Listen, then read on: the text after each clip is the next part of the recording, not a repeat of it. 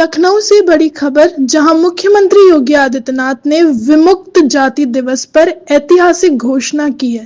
राजधानी लखनऊ की भागीदारी भवन में आयोजित कार्यक्रम में मुख्य अतिथि के रूप में शामिल हुए सीएम योगी ने लंबे समय से लंबित विमुक्त घुमंतू जाति बोर्ड की मांग को मंजूरी दे दी है। इसके गठन की घोषणा की।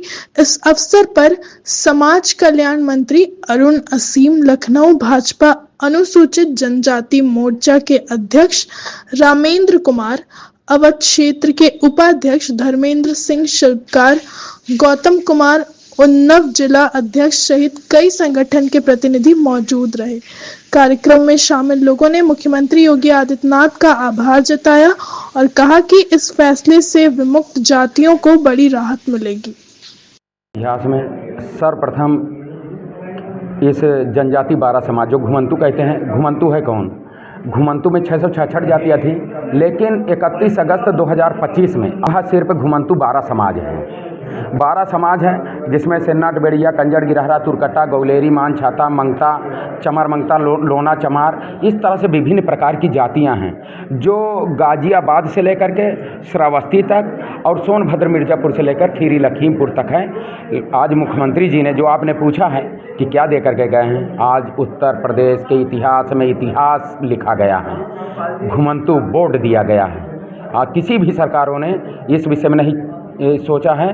घुमंतू बोर्ड की एक तरह से आज स्थापना हो गई है 31 अगस्त को, आज के दिन। और दूसरा, जो भूमिहीन है उनको भूमि का पट्टा, भूमि देने का मतलब नहीं, लिखा पढ़ी में पट्टा उनको दिया जाएगा। और इसके अलावा अगर घुमंतू को टिकंतू बनाने के लिए वो क्या कहते हैं, उनको ज़मीन भी दिया जाएगा। आवास के साथ साथ क्या कहते हैं, उनको जोतने बोने वाली ज़मीन दी जाएगी ताकि घुमंतू से टिकंतू हो सकें। और तीसरा है, जो सबसे बड़ी परेशानी है, हम लोग विमुक्त जनजाति के हैं। इस देश के कबीलों ने इस देश के लिए सर्वोच्च बलिदान दिया है। लोहों की सलाखों से छेदे गए, चोटी पकड़ के लटकाई गई, माथे पर दागा गया।